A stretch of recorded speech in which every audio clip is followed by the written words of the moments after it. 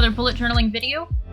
Last time we left off, we talked about a bunch of different therapy things in addition to bullet journaling, and one of the big questions we had at the end was, how can I use bullet journaling to help me form good habits? So today we're going to go over a bit with habit formation, some of our suggestions, some of what's worked for us, and some ways to use the bullet journal itself towards the end. So Jess is going to start going over, just some information to know about this. So what do we mean when we say a habit? So here we go. A habit is a routine behavior that is repeated regularly and tends to occurs subconsciously. All right. The American Journal of Psychology defined a habit from the standpoint of psychology as a more or less fixed way of thinking, willing, or feeling acquired through previous repetitions of a mental exercise. So what we know based on things such as neurology and psychology since 1903 is that that's a little more complicated. Essentially, what it is that the mind, and this is me glossing a lot, so bear with me.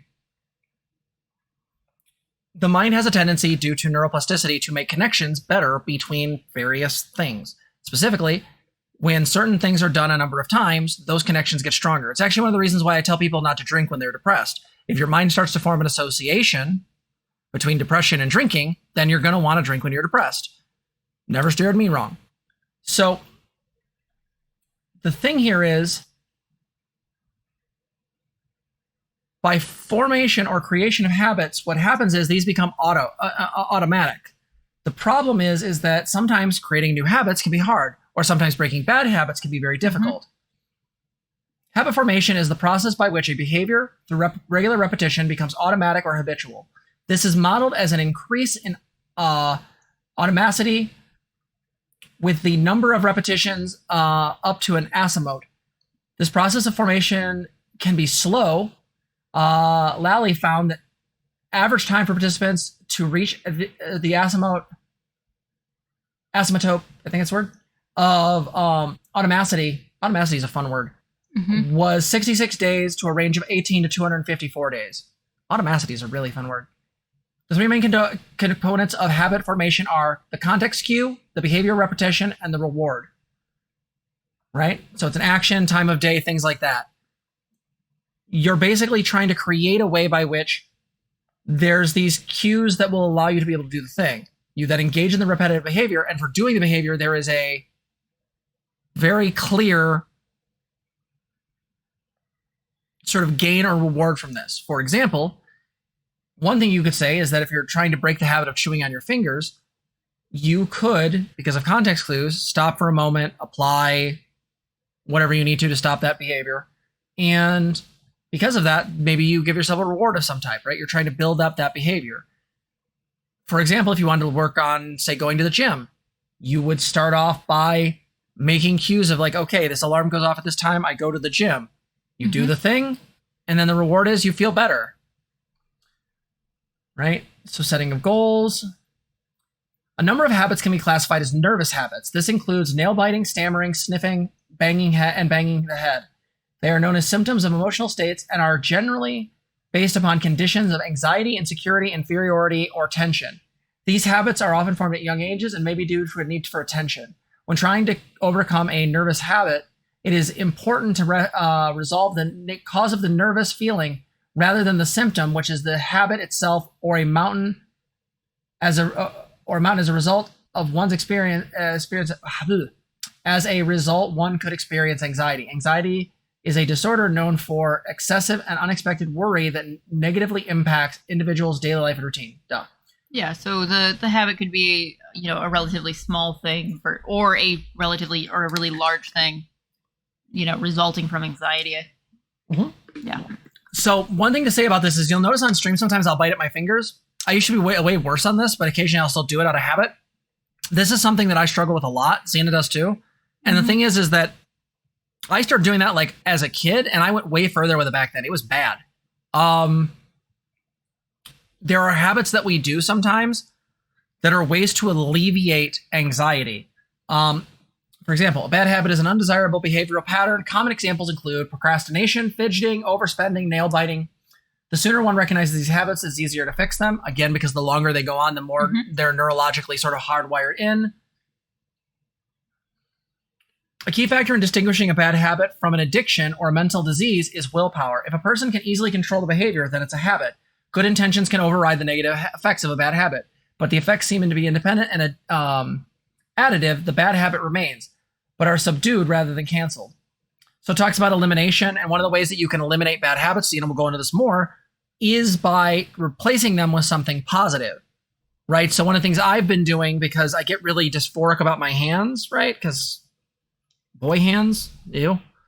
I try to lotion my hands a lot because I'm getting older and my hands are getting weird. So like, I'll usually put on a lot of lotion and stuff during sessions. If I notice I'm getting nervous or there's something intense, like rather than biting at my hands, I'll start putting lotion on. Again, positive because it goes towards the goal of dealing with my dysphoria, right? So that's it. That's that. Right here we have a article from Psych Today. This will be provided on the article thing as soon as I update it, which will be soon, hopefully.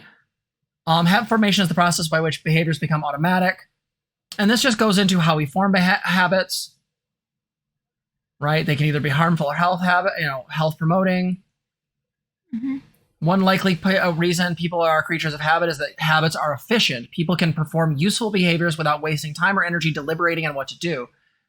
This is actually why when you're driving, first and foremost, when you start driving at like 16, driving's really fucking hard. You have to pay attention to all this shit. There's all this shit going on. But eventually, driving becomes habitual. Mm-hmm. And because driving becomes habitual, all of a sudden, you don't have to pay attention as much. It's not to say you're not paying attention to the road, but that legitimately, you are able to pay attention to stuff with the same, without all of the effort you had to put in before. Yeah, yeah. What causes a habit? Built through learning and repetition, as we learned earlier. What is a habit loop? A habit loop is a way of describing several related events that produce habits. These behaviors have been called cues or triggers, the routine, the behavior, and the reward, as we talked about before. Differences between a habit and a routine.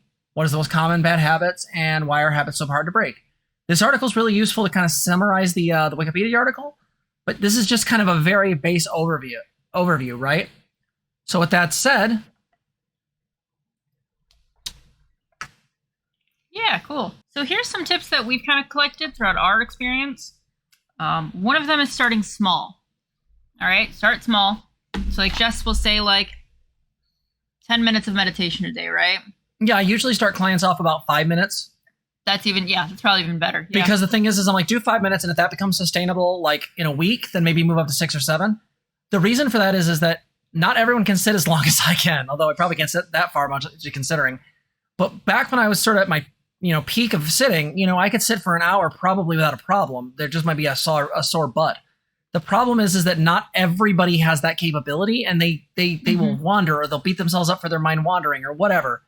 You start off very simply. Once they've achieved that level, then you move up. Another example of this would be working out. You don't start trying to bench like 2 plates on each side of mm-hmm. 45s. You start small to what you can do, right? Yeah. And so this is with art for me. I've had to break down into more and more steps and do steps individually, right? So if I'm working on a whole piece, it might be that like, hey, the habit that I'm trying to form is, getting in the habit of drawing things more often, right? And so I might be doing that in a really simple way, or I might just go at it with just a pen and be done, because that's what I'm able to do in the moment. You kind of got to adjust, your chunk sizes for, how much time you have. If you deal with chronic illness, right, that will affect things. So if you're having a hard time with a small thing, break it down even smaller again, and do that until you can kind of keep that up and sustainable, and then start building up again. Mm-hmm.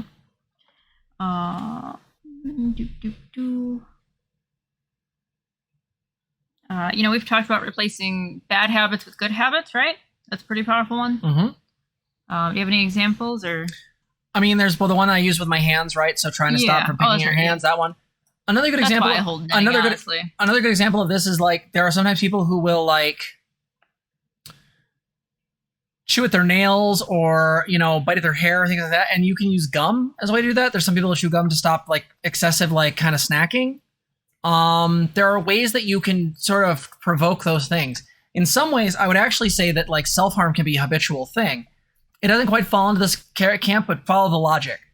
So when I'm dealing with someone who has regular self-harm tendencies, what I try to get them to understand is that self-harm is a compulsion. It's a way to basically take pain away. You cut or do whatever to attempt to deal with hard feelings.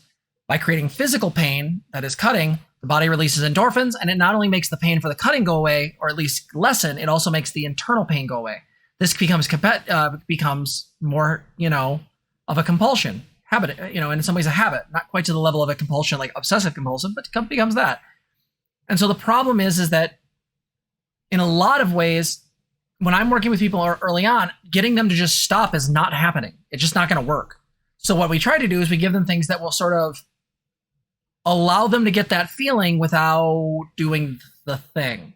So a good one is rubber bands. You buy a bunch of rubber bands at like Office Max or something, big thick ones. And if you suddenly get the urge to cut, you just grab that motherfucker, pull it back and snap.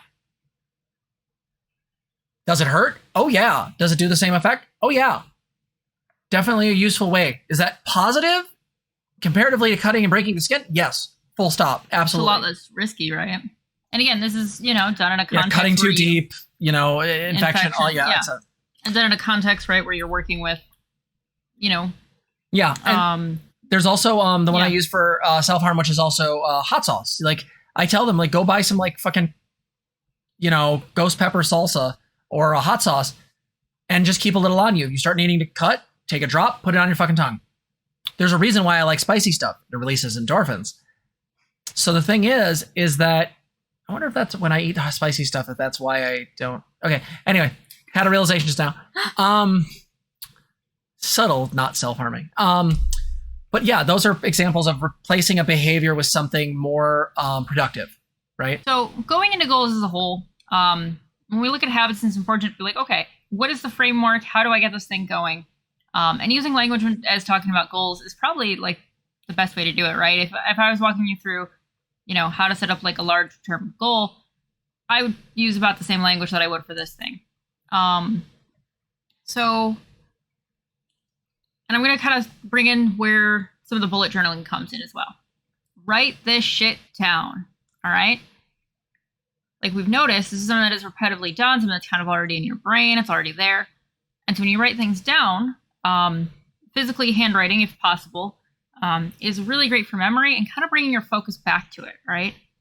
And something that you can also refer back to keep yourself accountable, right? So if you forget, well, here's the thing, you've got a reminder about it. Writing can be a really great way to solidify your plan. So when we're talking about habits, it's important to gauge what is the most important thing that you want to work on. All right. Starting, if you start with 10 or 15 things, it might be way too much. But if you start with the one or two really big things that you need. All right. If you can kind of sort through and be like, all right, what's going to help me the most right now? Pick that habit and go from there. All right. And, helpful ways to do that. You can write out like, you can make a chart and give them all number values. So that way you can see, okay, well, this one ranks this number on the scale for me. And that's, worth more points. You can add them all up. Okay. Brainstorming map. So you start with a circle. All right. And then you can kind of draw lines to another circle, to another thing. And you can kind of see maybe where, different habits are connected to different things going on in your life. All right, maybe this habit is having an effect, or maybe there is something that is triggering that habit, right? That's where we talked about with some of the anxiety. So, drawing a map, right, can be really helpful.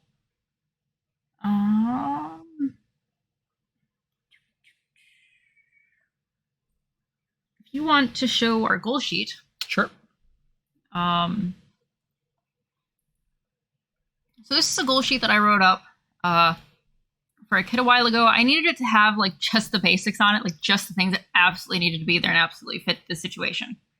Some key things to remember is that if with goals, or not goals, but with habits, have a defined way that you're going to accomplish that, right? What time of day are you going to do it? what are you trying to accomplish, right? What is the thing itself? When are you going to do it? How are you going to do it? Do you need resources to do it that maybe you don't have yet? All right. If you want a journal and you need to get a bullet journal, well, your first step's probably going to be, getting the journal and sitting down with it. Maybe you need to keep that journal in a place where you will remember it or you will see it frequently in order to use it. So this is where, planning out the steps to complete this. All right. Giving yourself like a due date. And not that these things need to be used to beat yourself up, but just that they give you a frame to work towards, right? They give you just enough extra pressure to be like, okay, I actually want to do this done, and here's how I'm going to get there. Addressing, we talked about some of the importance if you're figuring stuff out. Why is this important to you? Some helpful questions are, is this something I want? Is this something I need? Or is this something I feel like I should do? Okay. The needs generally are pretty much, the most important things. Wants kind of come after that. And then after that, you kind of have your shoulds. And I think we've got some distorted thinkings that deal with the shoulds. Yeah, we have at least 2 videos that cover something in that ballpark. Watch the distorted thinking series. Actually, if you've seen it before, go back and watch it. Yeah, watch it again. There's useful stuff in there. Mm-hmm.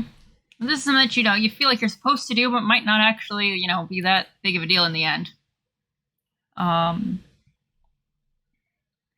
so this is something that you can, write up in your journal for yourself. You can put your goal date where you want to be.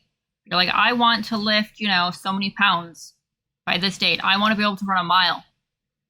Give yourself an estimate of when to do that by, right? You can plan out what you need, what you're going to do to accomplish it. And then steps. And then, and absolutely, the steps are all in there. Yep.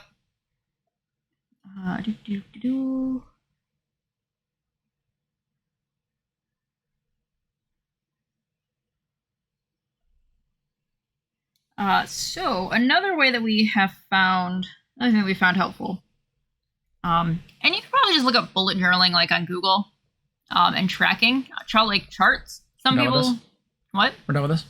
Yeah. Yep. Go ahead. So you'll see like, a bunch of boxes and, people will color in what they do things. Some people really like that. Or they'll have something where they can color in something for every day that they do it. Whatever makes you happy. There's just a lot of fun ways to use colorful things to do it.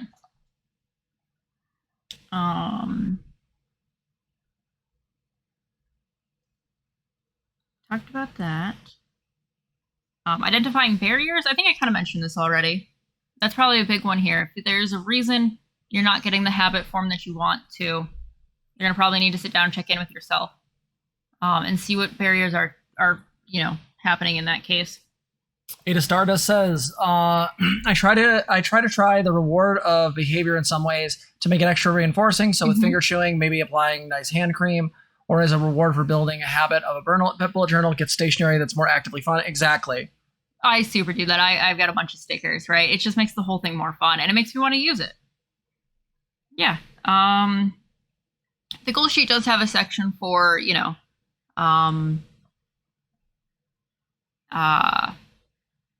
rewards on there as well. Mostly through my notes. I'm trying to pick out the things that I haven't talked about yet, actually.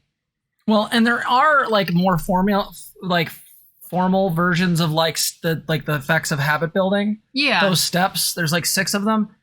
We can do a video on those at another time. I don't feel like we need to go over them. This is just sort of a very basic overview. Well, and people specifically wanted, they're using the bullet journal as a tool already. So, that gets me to the next one. Task chunking, all right? So taking a task and chunking it with another task to help you remember it. So Jess and I are both trying to remember to do voice training and exercises. All right. Voice training for me, exercises for them. Yeah. And so we actually have alarms with both those things. So when our alarms go off, we remind the other person that's a thing going on. And that's, we managed to chunk those together. Another example is, some of our house chores are scheduled on a weekly basis. So every Friday is kitchen cleaning. All right. And that's it. All you got to remember is that this is kitchen cleaning, and you got a time, there's an alarm to go off to say, hey, it's kitchen cleaning time. Now, in that task, we have a checklist of all the things you got to do for kitchen cleaning. All right, the benefit here is that you don't have to remember the individual things. You don't need to track, the sink, the dishes, and, the countertops all separately because it's all one in this idea. All right. And the bullet journaling really does work well when you're doing the migration, which is the step where you are transferring your tasks and checking in with yourself. Okay, so if you're tracking things and you're looking at, you know what? It looks like I got a lot done this month. I got a lot of my goals done. Cool, doing great. You can look at the things that, are going well, right? The things that you're doing right. And you're like, hey, this, and that is helping me achieve this goal. That's really useful to you. It might also be the case where you're going, hey, you know what, maybe I need to identify some barriers. Maybe I'm struggling here. Maybe I can brainstorm some ways to work with this, to help me out more. And I think that part of the bullet journaling is especially powerful for this stuff, that checking in with yourself to have that personal insight for what's going to work for you. I think that's probably really important. I have one more thing if you want. Yeah, I had a thing I was gonna mention. Oh yeah, I was gonna literally mention that too. I'll just do it now. Yeah. If you guys are looking for a really fun way to do it that me and Zena used to use and talk about getting back to it, we keep forgetting. There is an app you can get or use online on a website. Yeah. It's also a website called Habitica. Habitica is a website and a app where you basically build a little tiny 8-bit character, and you get to choose between, at least before we weren't using it, it was 4 classes. It was like fighter, fucking mage, mage, cleric, rogue, yeah. Rogue, yeah. And so, like, the reason I bring this up is that what it is it's like Google Keep, except Google Keep with a game. When you do tasks, what happens is that it actually gives your character golden experience. You gain levels, you gain gold, and the purpose of the gold in the game is to buy cooler looking weapons, better costumes, special mounts. Like, you can do all this kind of fun stuff that makes your character look really badass. They do have a premium currency system, but it's not particularly egregious. No, it's pretty easy. And again, I didn't feel like you ever had to have it. Yeah, and I feel like it's a really solid thing. So check out Habitica; it's fun. Yeah, there are a lot of different tools out there to help with this stuff. The other thing with Habitica, I will say, if you're trying to find better habits to deal with, say, depression, anxiety, things like that, there are whole communities on there that have ways to deal with that. Mm-hmm. The depression community, especially, if the one I'm thinking of, was really solid. So again, if you're looking for that one, it's Habitica. It's Habit ICA. Mm-hmm. I think the other big part was just that some of this might be trial and error. True. You might have to troubleshoot. It can take a while. I'm really struggling doing exercises. It's actually really hard. There are other habits that come really fast to me. Putting certain things away, just zip, my brain does it. But some things will take you some time, and that's okay. Is there any experiences or anything you wanted to share? Yeah, I mean, as far as goals, for those out there who have ADHD, I want to be really clear on something. We struggle with this. A lot of this kind of comes down to some of the executive dysfunction stuff. And so one of the things is keep trying at it. Don't shame yourself. One of the things is you're going to struggle. I think if you can accept that at a very core level, the struggle isn't as hard. I think a lot of times when we're dealing with something and we struggle and we make a story up about it, it just tends to make it more difficult. This is how you get the wall of awful thing you can see on How to ADHD. So what I would suggest is, if possible, is to go through and acknowledge that you're going to fail, that it's okay to make mistakes, that it's okay that you may not keep it. So you may, as a person with ADHD, do the habit for 3 days and forget about it for a week. This is, again, why the bullet journal is useful, because you have it in writing, you wrote it down, so you might be less likely to lose it. But on top of it, try to get back to it. Sometimes you're going to get back to things 100 times. I fall off voice training. I fall off exercise. I fall off everything. I just expect it now. Yeah, so you can always restart again, right? Yeah, so be nice to yourselves.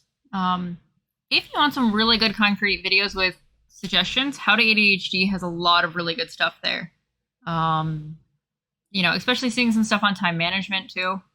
Some of the difficulties with goals, I think, might also be some of the weirdness with how time is affected by ADHD or time is experienced, Yeah. So I think that's all I got. Yeah. Is there any questions from anyone? I think somebody migraine tracks too. I do that as well. I just put an M in my calendar. That's all I can manage with migraines. I've used Migraine Buddy when I need to track 80 bajillion different symptoms, but luckily at this point I've got it about tracked out or about mapped out what triggers things for me. But most days all I have is an M. That's the most I can manage. That said, we will see you guys in the next one. Bye. If you like this video, please like, comment, and subscribe. Also, consider donating to us. You can support us on our website, transgirltherapist.org. You can also help us on our Patreon, link below, or you can become a member here on YouTube. Thank you so much for watching.